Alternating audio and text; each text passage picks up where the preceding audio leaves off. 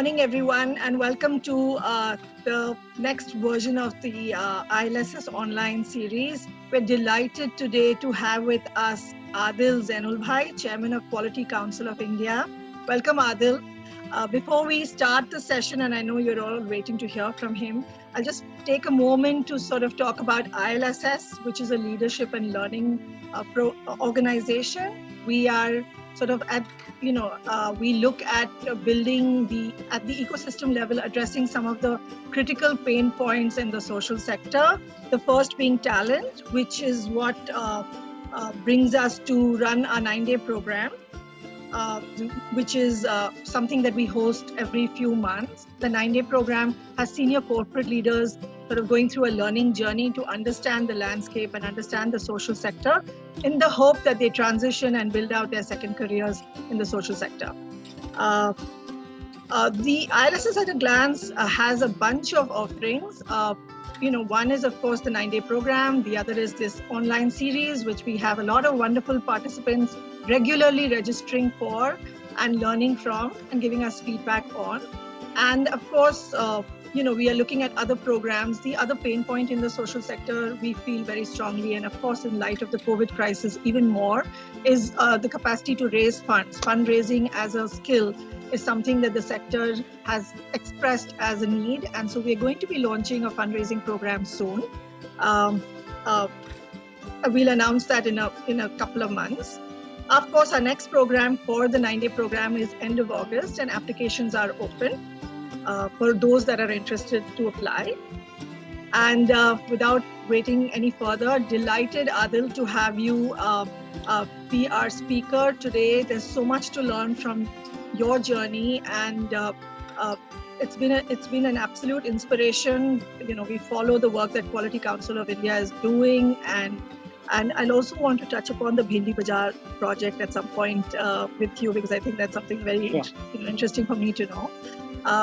I'm not going to read out the bio. I think it's there for everyone to read. I don't want to waste any more time. We only have an hour. So I'm going to, open the session to you, Adil. Welcome, and, over to you. Great. Hi, good morning. Hope you can all hear me. I am delighted. I'm delighted to join this, and I wanted to make two comments up front. The first is that the backdrop that you see, can you see the backdrop, or are we still on the bio? Nikita, can you actually, I can stop sharing it myself. So I'll just stop sharing. Yes, so we can see your... There we go. Yeah, so I think a lot of people ask how tough is it to work from home and be locked in since I think March 15th or something. I haven't stepped out of the building. So I just want to tell you that the backdrop that you see from here is the view from my balcony, which is my office during the day. And it is actually in Bombay. You're looking out over the Arabian Sea. It is not a fake photoshopped photo. Okay, so it's a wonderful... So I think in the midst of everything, you can enjoy things that you never enjoyed before. I'm enjoying the view, I'm enjoying the breeze, and actually puts me in a calmer frame of mind to deal with everything, in addition to saving lots of time from travel. So please don't try and guess which city this is. This is Bombay. It's the view from my balcony looking out west.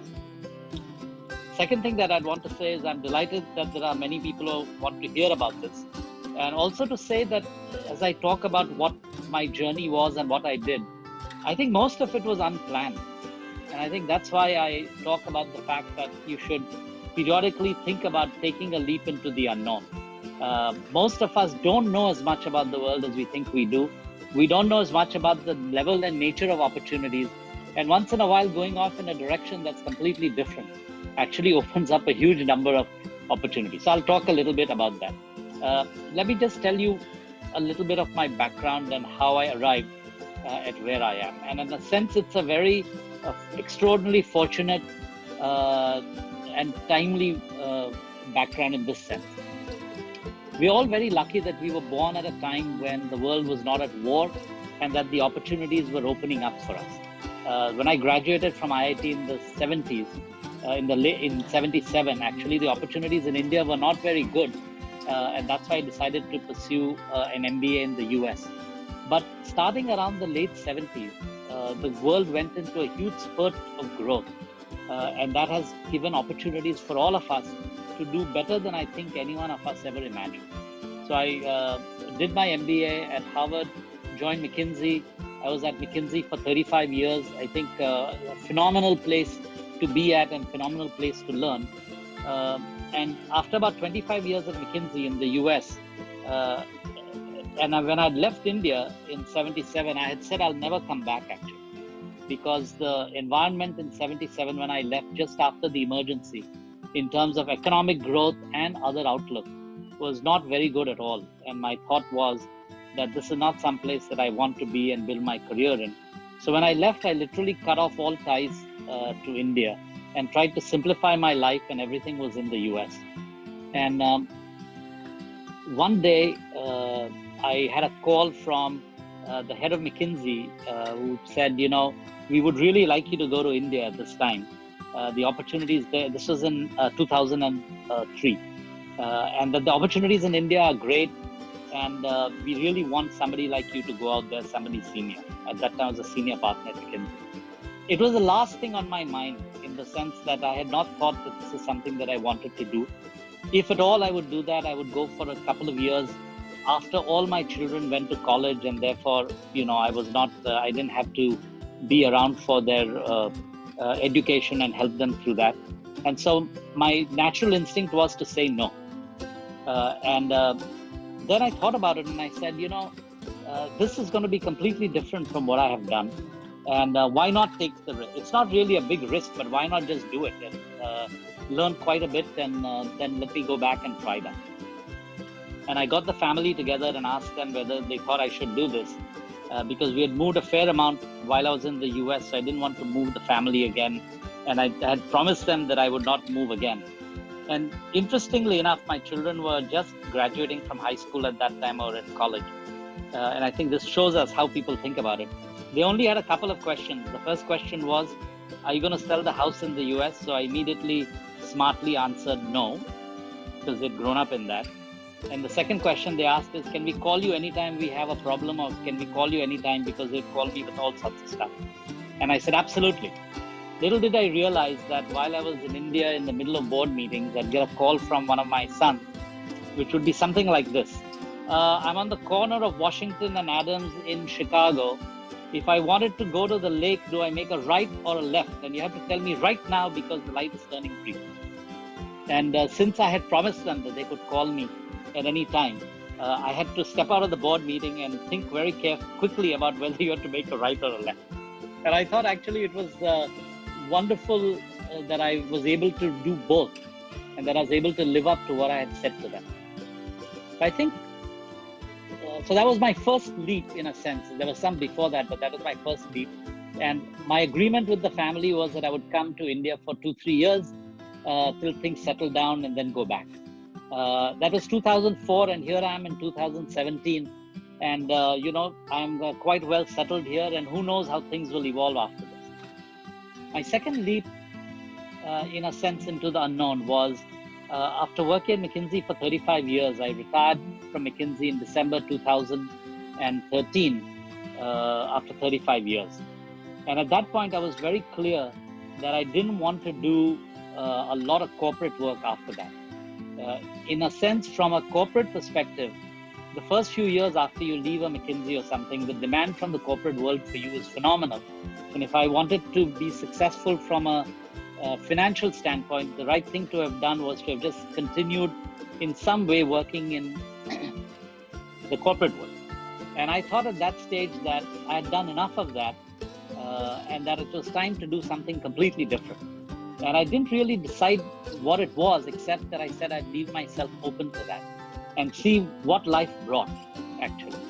A few months later, I was walking on a beach in Portugal with my family, and I get a call from my secretary saying, Amitabh Kant is desperately trying to get a hold of you. He needs to talk to you right away. And, those of you who have interacted with secretaries in the government will know that they want to talk to you wherever you are, it doesn't matter. And I said, listen, I'm on a holiday, I'm with my family, I'm not going to call him back now, I'll call him back in the evening.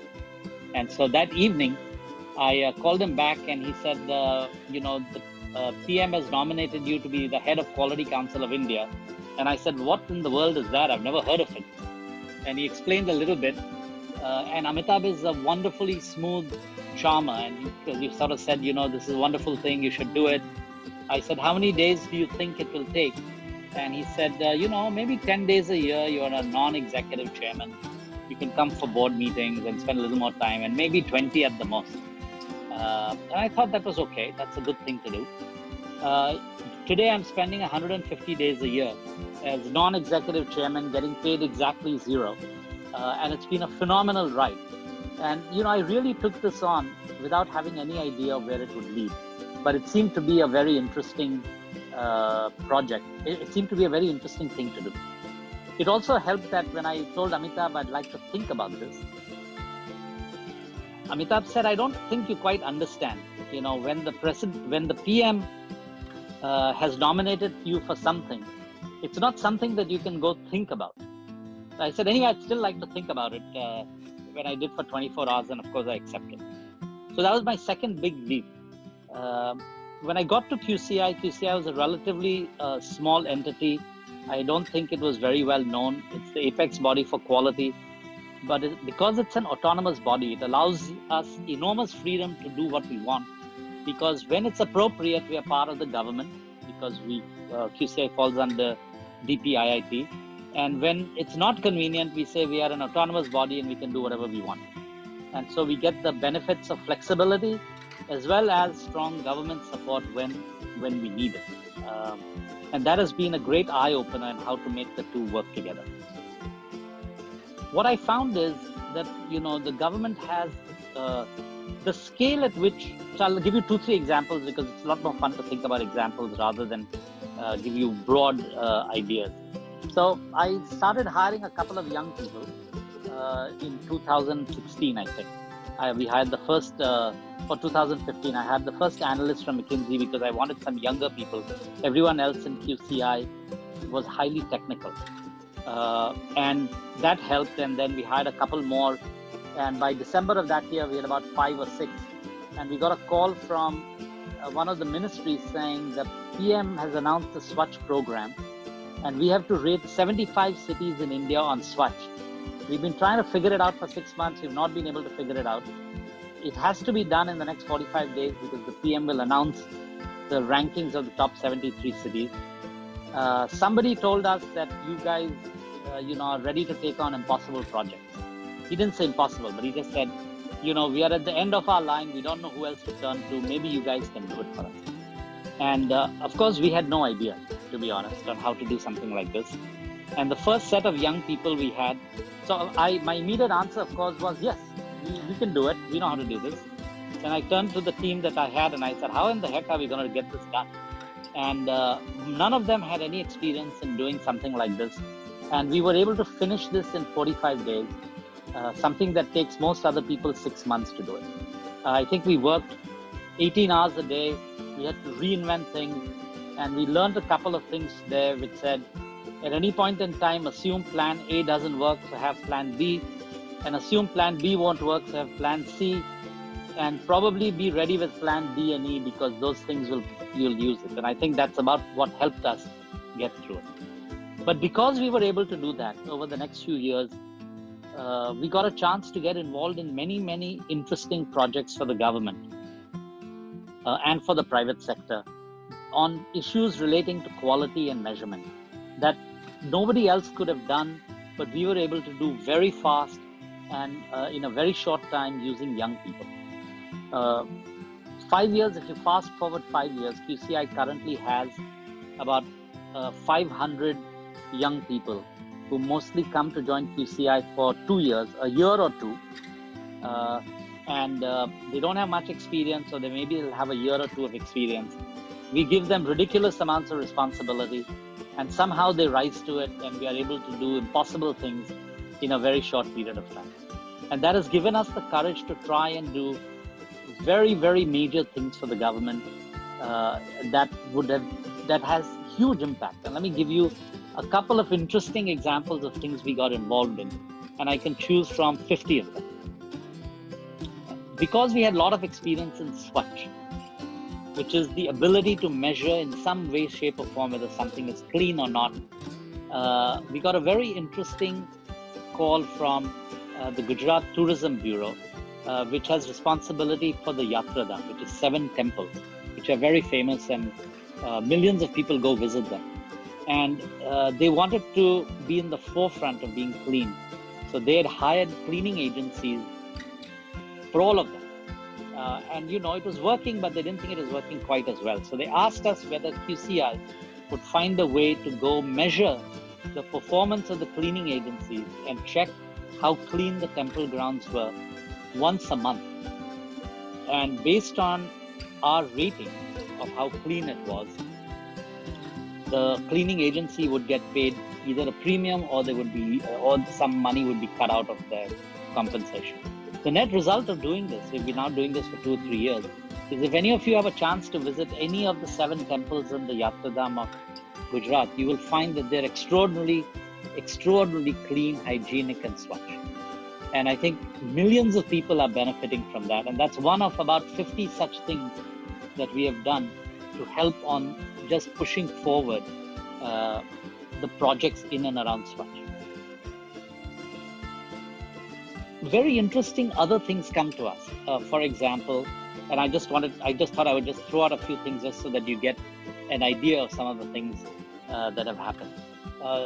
One of the people at QCI, nobody ever asked us to do this, was very, very interested in what is happening with minority girls' education. And one day we were in a discussion at the PMO where they raised the question of, are minority girls falling behind other girls in primary and secondary schools? And are they, what's happening there? We think it's not good, and what can we do about it? And so, but a group of young, between I would say 23 and 25-year-olds from QCI put their minds to this, went and visited a whole series of villages in UP, went and met a large number of mothers, daughters, and others, and we came up with some ideas on what to do. The ministry was relatively slow about it, and we didn't think much would happen. But a year later, they tripled the number of scholarships for young girls, minority girls. And this was just a very small project we did on the side that nobody really asked us to do. We did it because it was interesting. And I think it affected millions of girls in terms of helping improve the education. And on a very personal level, one of the young associates who worked on this, who I talked to quite recently, and I didn't even realize this, said to me that one of the most transformational moments in her life was when she went to the village, which was a Muslim village, and she went and visited the household where there was the mother and 5 daughters, and one of the daughters had a young girl. And they were asking them about, whether they would, what do they think about education, etc. And the girl said, I'm not going to send my daughter to school. And this young QCI associate actually explained to her why, by doing that, she was condemning the child to a certain quality of life. While if she did this is what she could do, etc. And spend half an hour. They're supposed to do surveys for 10, 15 minutes or half an hour in each of those households. I think she spent a lot more time there. And then when she went to the second house, another house, this lady, this girl with the baby came to her, to the other house, and said, what you told me really made sense, and I will send my daughter to school. And this is, it's not just that we are making a difference at a macro level. It is that the way it affects the people who are actually doing the work is phenomenal. This happened 3 years ago. I would never even have thought it had had such an impact on the people. But when I asked them, what was your most interesting and formative experience at QCI? These are the kinds of things that individuals tell us. And each of us, having taken the leap into the unknown, have been able to touch people at an individual level and at a macro level that is actually, in addition to anything else, it is probably the most satisfying thing. It is very difficult to compare that to say, in one of the projects that I did earlier, I was able to find 12% improvement in costs and 15% improvement in delivery time. It just doesn't have that kind of satisfaction or hit on you as it does when you've been able to convince at least one young girl to send her child to school. So I'll give you 2 other examples of this, and then I think instead of going on forever and ever, I will try and take some questions. And I'll give you one which is very, very, very recent, in which we were involved in a peripheral way, but I'm getting involved in a bigger way. I don't know if many of you are aware that,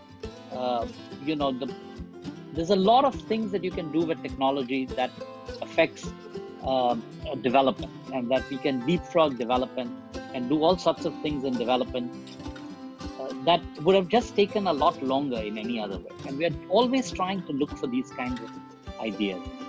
And one of the very interesting ideas that is coming up that we are working on, but I'll talk about one that was done, is, I don't know if you all are aware that it was a bunch of startups and about 3 people in the government, all of whom were under 30, who in a period of 12 days created this Arogya Setu app and got it launched.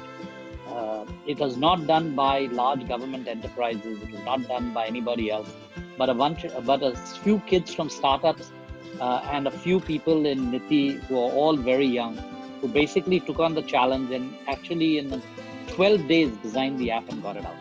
And while there's lots of questions about it that people raise, the effect it has had is actually quite phenomenal. What it's done is, the PM has now set up 7 groups to look at in different fields like education, MSMEs, healthcare, whether we can have a similar kind of impact by fast forwarding technology to make a difference. And we are in the middle of some of these. And we will play a role in some of these because of the credibility that QCI has built up. And it is really extraordinarily fascinating and fun because we've got young startups who are jumping into this and saying, yes, I can do this, I cannot do this. So most people think it will take 3 years to get credit to MSMEs. This little group that has been put together, we are going to launch it in 30 days. Okay. We think in the next 3 months, we could launch a massive portal for migrant labor to find work and for all employers to find labor from wherever they need to and capabilities, right? This will be done in 30 days. We'll be able to design this and do it in 30 days. I mean, the effect it has, now that I've learned quite a lot about how the government works, the scale of impact is just phenomenal. And I think that is the really exciting thing. You can look at, when my grandchildren ask what I did, I'm very proud of the McKinsey heritage I had. And I talk a lot about that. But I'm even prouder of the fact that I can make this kind of difference in the lives of individuals, and I can see them in front of me, and on a macro level, the lives of people. I think this is what, so somebody asked me, they said, this is a great job. You get paid nothing. You have to travel all over the place. You're working 150 days a year. Why do you do it? And I've now done it for 5 years, by the way. Why do you do it? I mean, why not do something else? And you're now 67 years old. Don't you think it's time for you to slow down? And, the only thing I can say is that actually, I wish I could spend 350 days. And I wish I could spend 24/7 because the kinds of things one can do is so phenomenal and the impact that it has is so amazing that I'd like to do it. The bad thing about this is I'm sure my team, some of whom are probably listening to this, are saying, oh God, please don't have him work even harder. We don't have enough time to answer his questions anyway. And if he starts cranking up, I don't know what we're going to do. So it's okay. Don't worry, team. I'm not going to crank up even more. Maybe just a little, but not even more. So let me spend a few minutes on what did I learn and how is this different from the environment that I started in, just so that people are aware. I think the first thing that I learned, one of the advantages of McKinsey background is that you work with lots of companies and lots of individuals, and you realize that each company has a different culture, each individual is different, and if you deal with them on that level, you can make a big difference. So at one level, the government is just like that, and there isn't one government. The government moves on individuals. When you talk about this ministry isn't doing something, or this ministry is good or bad, there's often a function of the individual there, and we keep forgetting that. This is not a nameless, faceless government. There are individuals in important positions, and how those individuals react and what is their worldview and what they do makes a huge, huge, huge difference. So just as in the corporate world, I had to learn, how do you think about each person as an individual and how do you work with them? In the same way, one has to think about this in the government. which is, who is this individual? What are they trying to do? How can I be helpful to get something done for them, rather than looking at it from my point of view? And I think once you do that, you realize the quality of people who are there, the constraints that they're working on, and what we often believe that they're behaving in a way that doesn't make sense actually does make sense given the constraints they are in. And so you can think about how to help them. So the first thing that I learned is, think about the individual in addition to the broad context. And if you can get through to the individual, you'll be able to make a lot of change. I think the second thing that I learned is, at some level, I didn't know a lot about the government when I went. And the worst thing that anyone in government wants to hear is, listen, I've got 35 years of experience. I know a heck of a lot from the private sector, and we can do it better than you. And as soon as you put on that attitude, you've lost the individual. Okay, because they've all made a choice of what they wanted to do, and they believe that they've sacrificed a lot for that choice. And the last thing they want to hear is, listen, I know a lot more because I went to the private sector and I made a lot of money. That's not what they want to hear, and they are going to shut you off. So if you go in with a bunch, and are pretty humble about it, and you go in with humility to try and understand what are the constraints they are working under, what is it that they would like to get done, then by doing that, I found that it opens things up, and you get a chance to understand the extraordinary individuals who are there and what they're trying to do, and then you can really, really help them. When we go in with an arrogant attitude, you might as well forget it. It just ends because, they don't want to listen to it. And frankly, they do know a hell of a lot more. So, they're not acting on it. They actually do know a heck of a lot more. So that was the second thing that I learned, is that one has to be humble. And if you are, then I think people are very open to it, etc. I think that the third thing that I learned is that, once you get some confidence, you must have some confidence. I think many things seem impossible and very difficult to do.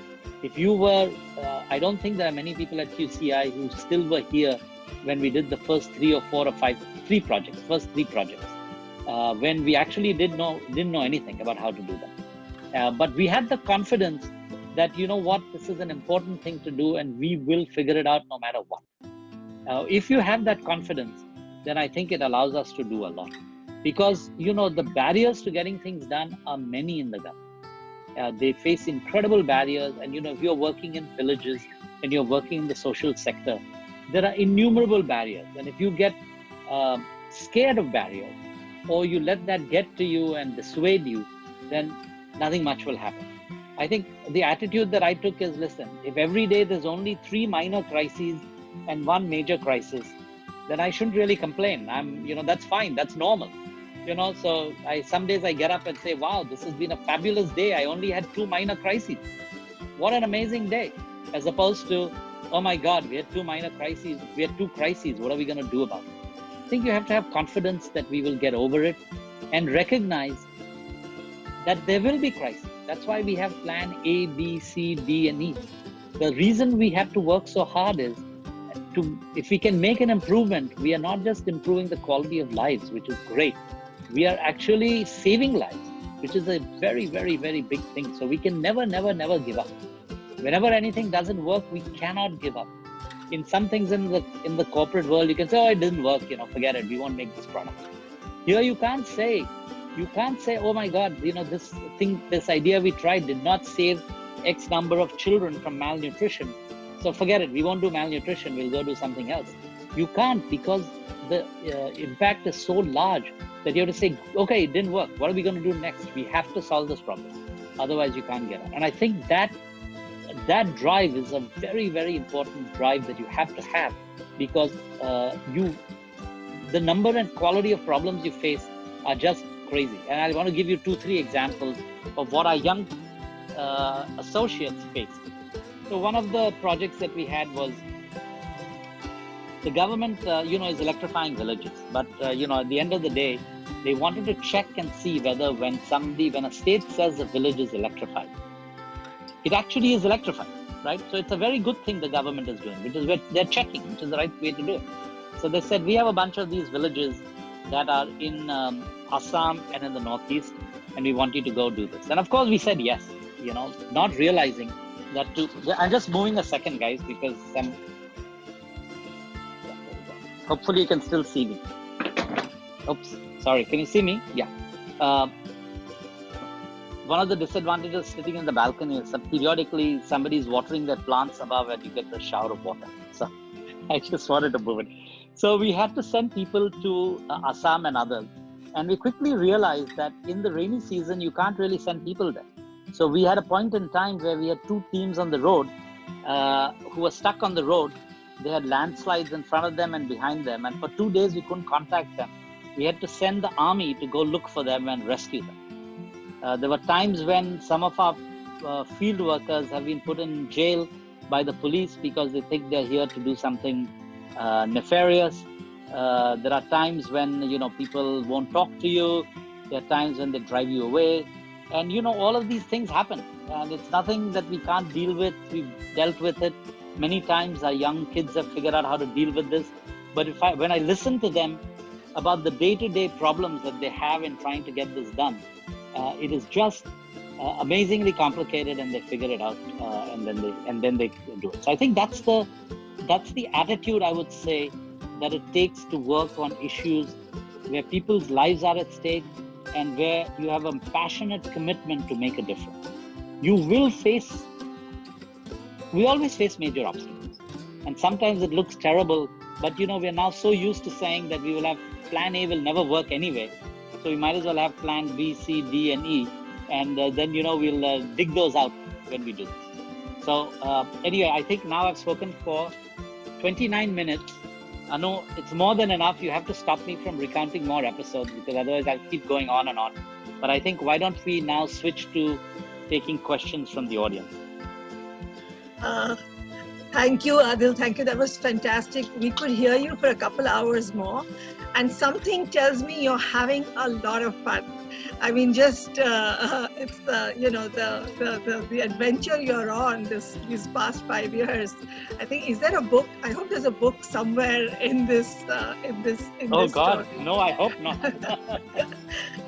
But yes, there are a bunch of questions, and I would like to start with this one that. So I've been very closely watching QCI because I was a part of, Ashoka Young India Fellowship, and a lot of the smartest was just sort of suddenly talking QCI. So I saw that.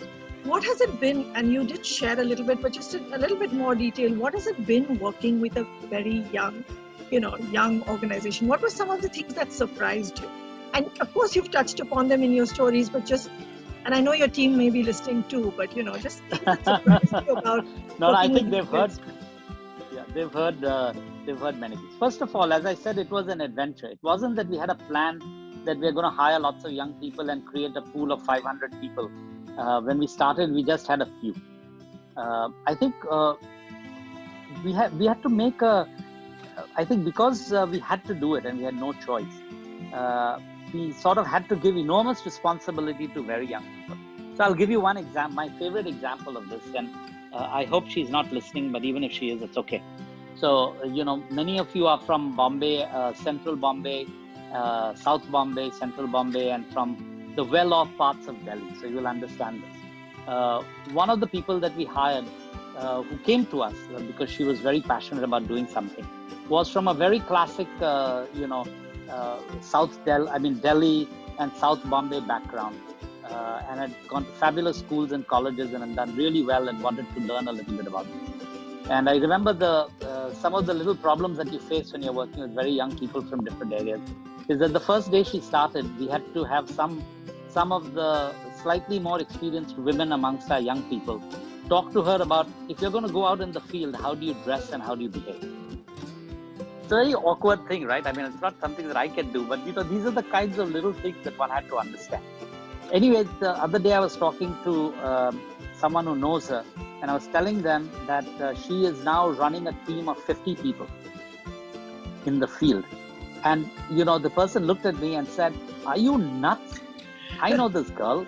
Maybe she could handle herself, but maybe a few people. But that in our company, people get to have 15 to 20 years experience before they can handle a team of that size." And I said, well, it's not that she grew into it. What can I say? And she did a terrific job. And I can say that for many, many of our project managers who are 24, 25, 26, I think the average age is now 27. It's gone up a little bit, who have suddenly discovered in themselves the capability to swim when we threw them in, right? So I think we obviously provide some backup because there are slightly more senior people who are a little more experienced. But I think what we found is that when people are supremely passionate about what they do, they learn and they will drag you. If they have a problem, they'll come and talk to you. You don't have to say, I'm training you for this and now go and do this and I'll observe you and I will do this and that and the other. They just do it. So I think that working with young people, what I found is that in many places, commitment and drive and passion often over trumps a lot of other things. As I say, part of the reason we can do a lot is our young people are too naive to know what is not doable. You get someone who's done 30 years of work and they say, oh, no, I know this. I've seen this before. It's not possible. You can do this. But someone who's just coming out of school or college has 2 years experience, they don't know that it's not possible, right? So if they look at me and I've been telling them, you have to get it done. They say, well, I don't know. Maybe it can be done. Let's go get it done. And it's a wonderful dynamic. Obviously, we have to support them. But I think it's a very interesting learning that we've had. By the way, when they work with government, we face the same dynamic and, this discrimination. Oh my God, you've got this young kid, right? What do they know? And, a few weeks later, they are calling me and saying, no matter what happens, you cannot take this person away from me. They are going to work on my team. You cannot take them away. Or when sometimes you have to reassign them, they'll call and say, how can you do this? And I said, you realize she's 23. We'll get you other 23-year-olds who are really good. And they go, no, but this person is phenomenal. So I think it has surprised us. And I think it has pleasantly surprised us what people can do. And so we've built it in, which is we've said, people will learn. And, whatever they need to learn, they'll figure it out. When they're starting on a new project, I tell them, before you come talk to me, please read 1,000 pages and talk to 10 experts. Okay, by then you will really know a lot. So go figure out all of this. Then they talk to their seniors a little bit and say, how do I find the right 1,000 pages, etc. But I think it has helped them do it. And because we are innovating on the fly as we go, I think the younger teams are more open to the innovation. They are more open to technology. They are more open to take a risk. I wish, and this is why I was so keen to do this talk, I wish more of us as we get a little older, take the kind of risks and take the kind of leaps that our young people are taking. And if you look at what they've achieved, it's just amazing. Fortunately, some of the younger professionals are getting very good jobs when they leave us. They're going to the best colleges in the world. But even after they go to the best colleges and they start working with other people, they still look back on the QCI experience as something that the level of responsibility they got there, they're not going to get again from anyone. Thanks. So, Adil, as you know, one of the, for ILSS, we get a lot of mid to senior corporate professionals that are looking at building out a second career. And there's always, when you're sort of thinking about this, there are always these opportunity costs, there are trade-offs with every decision. Everyone has a finite sort of future. So what are those sort of principles that you would advise also for a corporate to sort of even think of the government? It's not even something within their radar. So, and a lot of my audience are people who are looking at this, considering this transition. So what would you, what would help them decide? What would you sort of guide and say to someone who's sort of in their mid-career or in senior management roles when they are considering a shift into this sector? So I think 2 or 3 things. One is, first of all, the scale and nature of opportunities is massive. Where you can make an impact. I mean, so many places are looking for this capability that I think there isn't an efficient market for it. Let me also start out with that, right? Which is why people are not aware of it. But both the government and the social sector are looking for lots of people with experience and the right mindset who can come and help them. I think the government is getting more and more open to doing this. If I look at the number of fellowships and the number of fellows who are working for the government, if I look at some more mid-career people who are getting more involved with it, it has increased a lot, and I think it'll increase another step forward. So I think, first of all, the opportunity is great. Secondly, I think most corporations are also getting smarter about this. And in fact, corporations are encouraging their executives to go and try something so that the risk gets taken away because your corporation is also supporting you. Often we are getting, lots of corporations are thinking about, can I lend somebody for a year or two to do something so that they can make a big difference and then they can decide what to do. Corporations through their CSR funding and their CSR operations are looking into getting their executives involved in making a difference in many ways. So you can try out some of these things in a sense, right? And be open to it. Just as, Anu, you've done a great job in opening up people's minds to the social sector because of all the work you all have done and the training programs you've done. I think we wanted to work with the government to find a way where they do the same thing for government. The government should have some programs that encourage people to come work with them for a while. And we are working on it, and maybe we'll have some progress. But I'll tell you, for example, Niti Aayog hired 50 young professionals. And now they've hired people with 10 to 15 years experience. I wanted the government to hire 1,000 people like that, centrally. And maybe they'll do it one day. I mean, sometimes it takes a little bit of pushing to get it there. But the state governments are doing this. If you look at the war rooms today of each of the state governments, whether it is for COVID, whether it was for construction, if you look in Maharashtra, Kerala, Gurgaon, Bombay, there are corporate executives sitting there in the war rooms, working 24/7 to help the government through this very difficult crisis. So I think the lens, it's opening up, and therefore I think you can try out some of these things. You don't want to take a giant leap all in one shot. There are many, many different ways of doing it. Find the right networks that would open your eyes to what is out there. I think whatever it is you think you know, the sector is 100 times bigger than that. Because the scale is so large and it's spread out all over. Most of our networks are very narrow. They are in the cities we are in, they're in the companies we are in, they are in the social sector we are in. They're in our social set. And that set is pretty good, but that only covers a small portion of what is happening in India, just given the scale and diversity of India, and so if you get into the right networks and make a little bit of an attempt, you will get to see other things. When people are thinking about this, one of the pieces of advice I give is talk to people around you, but you always talk to them. But why don't you talk to 10 completely different individuals from completely different fields? And you don't know what might open up. Maybe you won't do anything there, but it will open your mind to what are the kinds of things that are happening in the world. And then you can decide, right? But otherwise, we stick too close to our own social networks. And many of you have very good social networks, so that's great. But what's happening is much broader than that. And if you speak to some unusual people in unusual roads of life, it will open your mind to some of the things that are out there. So I think that would be the second thing that I would suggest. The third thing I would suggest is, it doesn't stop thinking about this as there is an optimal shot. Quite often in the corporate world, we say, we can look at all factors and come up with the optimal solution. I don't think there is an optimal solution here, even for an individual. There are many different things that could work. So if one thing doesn't work, it's okay.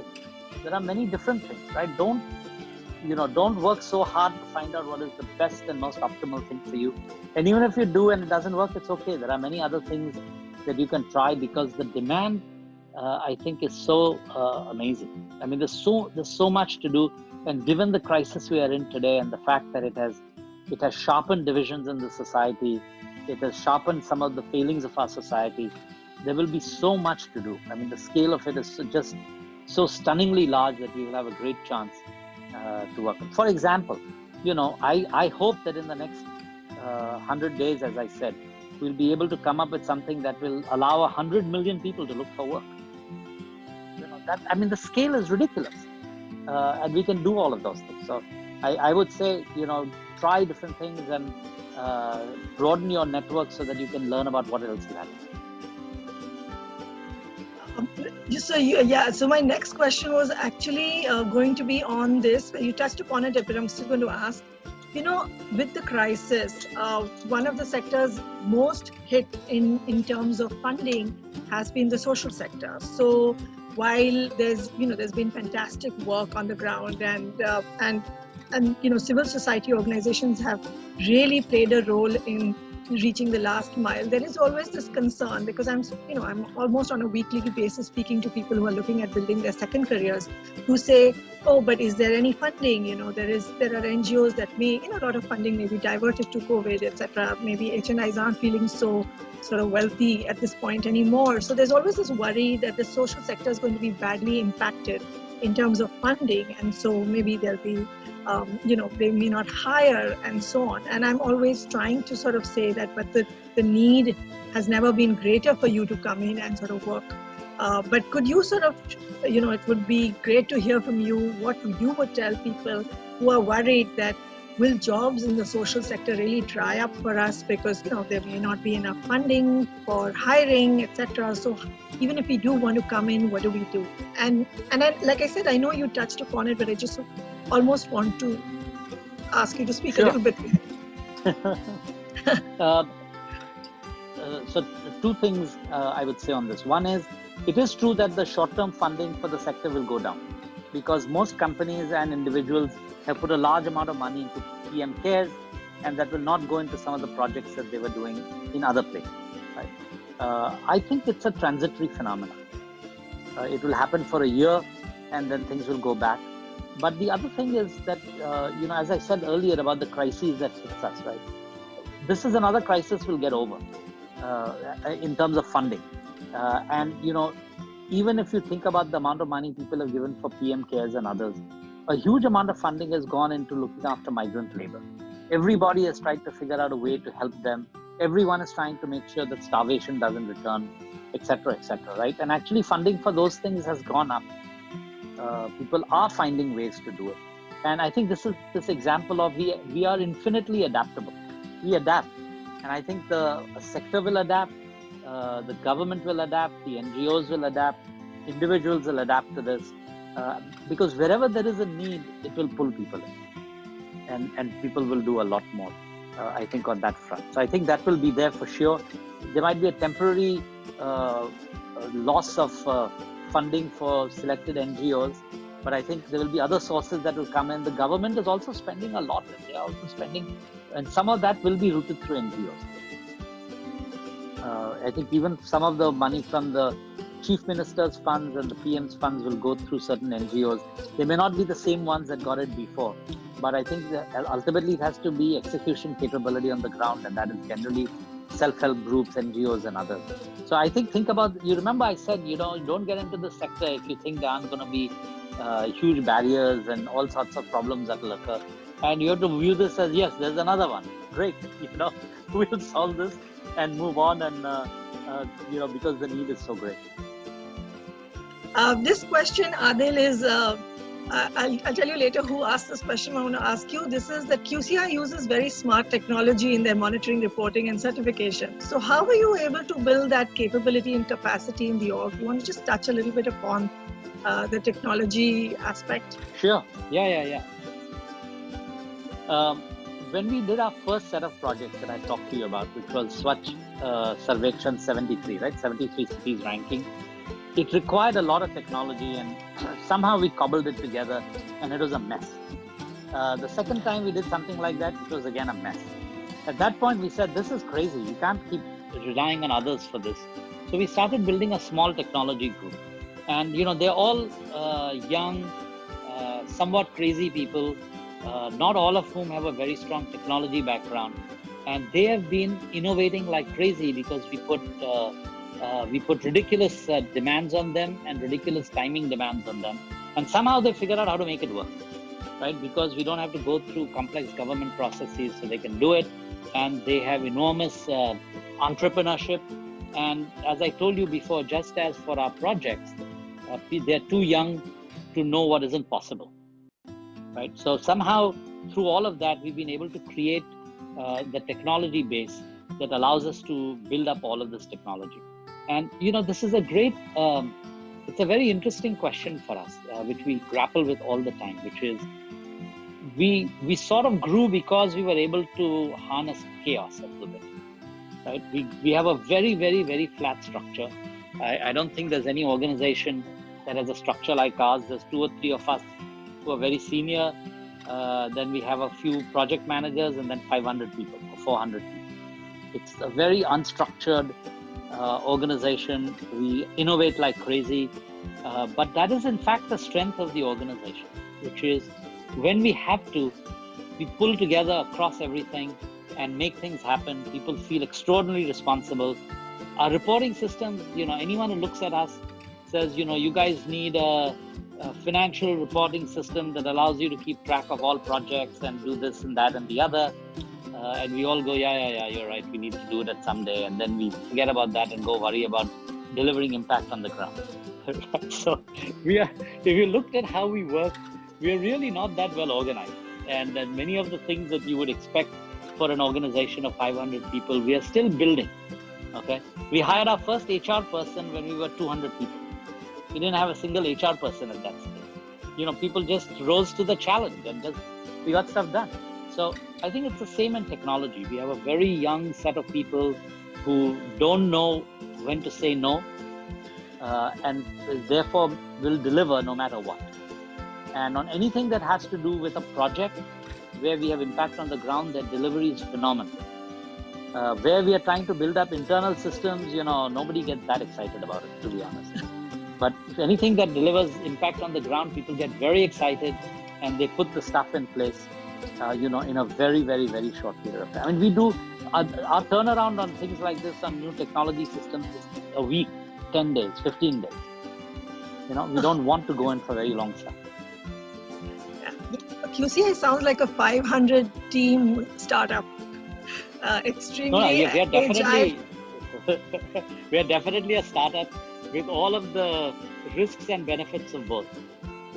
So Adil, coming from McKinsey, what did you have to do differently? I mean, you came from a problem-solving sort of mindset, but what were some of the things that you needed to do differently? And you have touched upon them, but just to elaborate more. So I'll add a couple more things. One is, the context of working on the kinds of problems we're working on is different, and the optimal functions are different, right?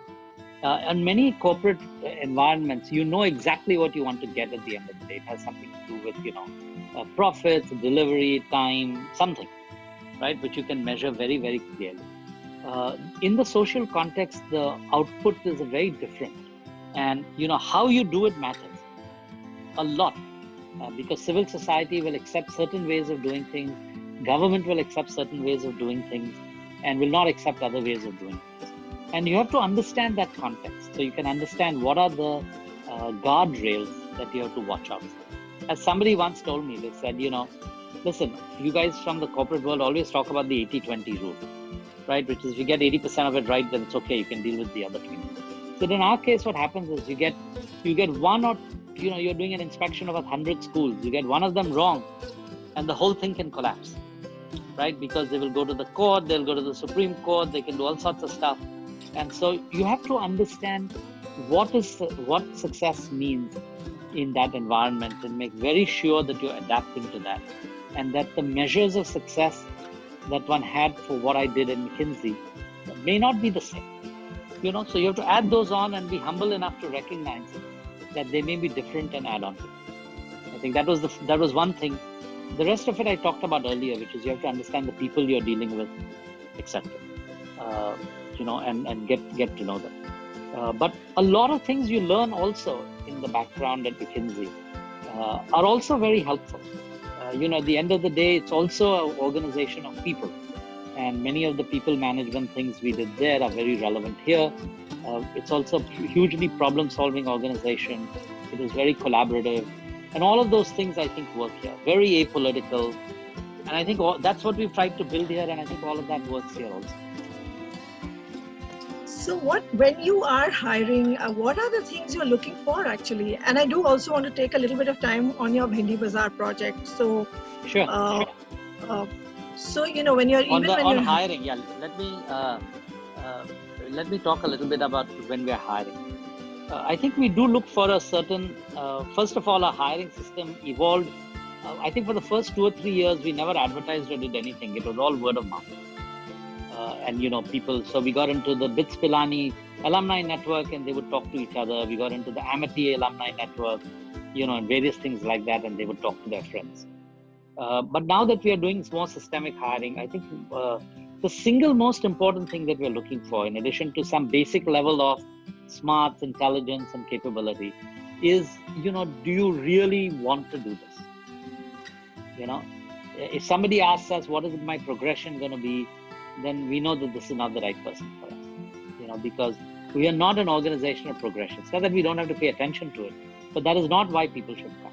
I think the people who have done well at QCI came because they are just ridiculously passionate about making a difference in this, and that they will do whatever is required to make that happen. And we want people who have that level of commitment.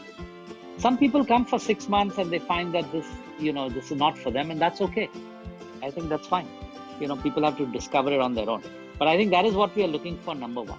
Number one is you want to learn, you want to make a difference, and you are really driven to make that happen. By the way, I can't tell you how many, even though I don't think I asked the teams for that, is I'm forever getting, unless they figure out how to do this on email, I'm forever getting documents from them or emails from them at 2 a.m, at 3 a.m. And unless they figure out how to change the timing on their email, they are actually working ridiculously long hours because they want to get it done, because they are really, really committed to the impact that this has. Adil, you want to talk about it? So before I go on to the project on Bhendi Bazaar, I just wanted to, is there any one, government project that you want to talk about that was, because I've heard you share in the past, and I just want to bring it to the audience as well, is how sort of when you're monitoring and evaluating projects, what is the response of, how do you sort of, in the sense of the people that you're sort of certifying, there is maybe a competition there. What is the, how is that? So the only, I think, so let me just talk about it from the Swachh point of view. I think one of the things that was very brilliantly done in the, and this was really the PM's idea, was he said, instead of forcing it, in the past, they would, the government would go to various cities and say, listen, you should clean up and you should get to this standard. And he said, instead of that, let's create a competition and let them fight it out. And if they don't want to do it, it's okay. And so everything is ranked. So, we have rankings of whether the city is clean. We have rankings of whether the city is handling their sewage well. We have rankings on many, many fronts. States are ranked on healthcare outcomes, etc. And one of the things that we found is it really motivates a set of states, a set of cities, and a set of organizations and districts. We got into this extremely bizarre situation where, where we would send inspectors to cities to look at, to test for Swachh, right? Which is it clean, is it not clean?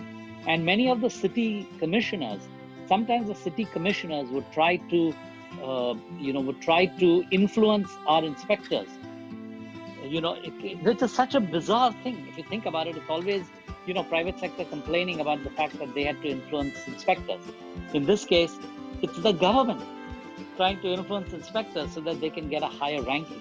And that is how much was the power of creating a competition between people, right? Of course, we have lots of checks and balances to ensure it doesn't happen, but it was just interesting that it would even come up, that people would try to do that. So you learn a lot. I think we are learning a lot of little things about nudge theory and behavioral economics and others as you try to execute many of these things on the ground. Yeah, absolutely. That was what came to my mind too. Adil, just one last on the Bhendi Bazaar project. Do you want to just quickly share a little bit about that? Sure. I think I was quite involved with them in the early days.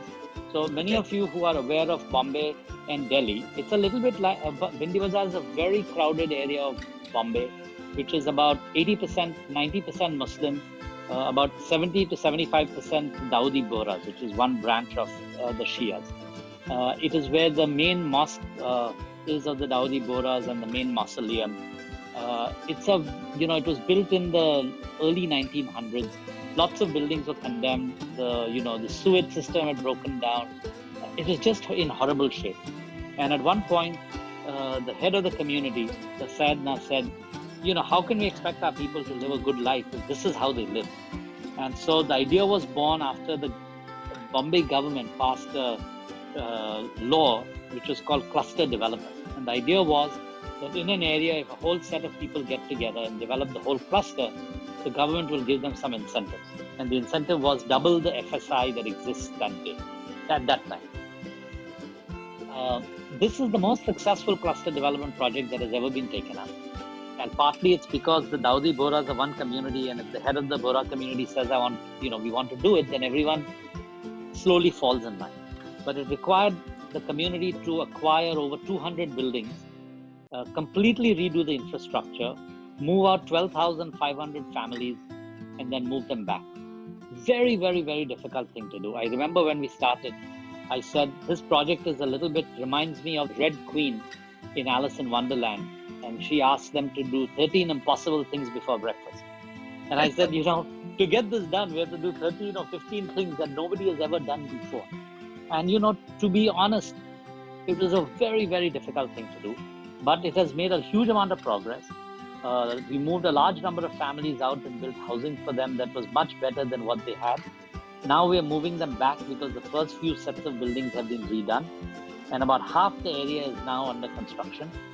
And it is going to look fabulous when it's done. Everyone who left, and Bombay had lots of problems because they have this Pagri system where you don't own the apartment, it was on rent. And the guy who owned the building would charge you 100 rupees rent, but if you had to let somebody else rent it, you had to pay a big amount. So all sorts of complicated problems like that, redesigning the streets, getting a large number of people to move out from there. Huge community issues in terms of, and you have to deal with individuals who all behave very differently, who all want enormous amounts of money to move out. We had instances of people locking their grandmothers in place at night so that nobody would come and shut down the building at night. But having said all of that, it has made a lot of progress. It is one of the projects that the previous Chief Minister, Devendra Fadnavis, had made as one of his important projects that he had taken up. They gave a lot of help. The PM always talks about this because other than Varanasi, this is the most successful cluster development project that was done. Very interesting from three fronts. One is, if you want to do something unusual in the social sector, don't underestimate how tough it is, but you have to stick it out to get it done. So it was very tough, but I think they stuck it out and they did a phenomenal job, and I think it is now coming in there. The idea always was that if you can make one of these cluster development projects a success, then many others can be done. I think that's the idea. I'll give you some random statistics. It's a 14.5 acre area in which there was one tree. And that also is not really in the area, it was on the edge, but we counted it because it sounded stupid to say there were no trees, right? And by the time this is finished, we will have 10,000 trees on the terraces, on the balcony, everywhere. So it's going to be completely green. All the water will be recycled. 30% of the power will come from solar. Each person will have an apartment that is more than what is the minimum that they are supposed to get from the government, etc., etc., etc. So I think it has been a phenomenal success, and we did it without getting any real builders involved. And it's a community project, so no money will be made from it, right? In a sense, it's not like a normal building project. That's fantastic. What a powerful lesson. And I'm sure all of our listeners are going to now quickly start Googling the project to see what's happening there. We are completely out of time. Adil, you really need to promise us that you will be back. There's so much to learn from you. And thank you so much for doing this session. There are lots of comments happening here. I'll share some of them with you, the feedbacks that we're reading. I don't have time to sort of No, that's fine. do that right now. Thank Adil, if I had to ask you one last question, and I know I'm completely out of time, but how would you like to be remembered in your career of 40 years now? What would you like to be remembered for? If you had to be remembered, what would you like to? What would that say? I think first of all, I don't want to be remembered as an individual, to be honest. I think the real I would say, don't go into this to do something for yourself. So I don't want to be remembered. I want the good work that was done to be remembered. I want the people we helped to be remembered. I want the young kids of QCI and others at QCI to be remembered for what they did. And I think that is much more important to me than what I will be remembered by. It's okay. None of this was ever done to build an edifice to myself or for my reputation, and I don't really want it. I really think this is not me. This is QCI, and this is the collective work of a large number of people who've gone through here, who have made some wonderful things happen, and I'd like the work that was done to be remembered. That's fantastic. Thank you so much, Adil, for sharing, and we're really optimistic about, feeling really good even in the middle of this crisis, that we can make a difference. Yes. And so thank you so much. Thank you so much. Thank you all.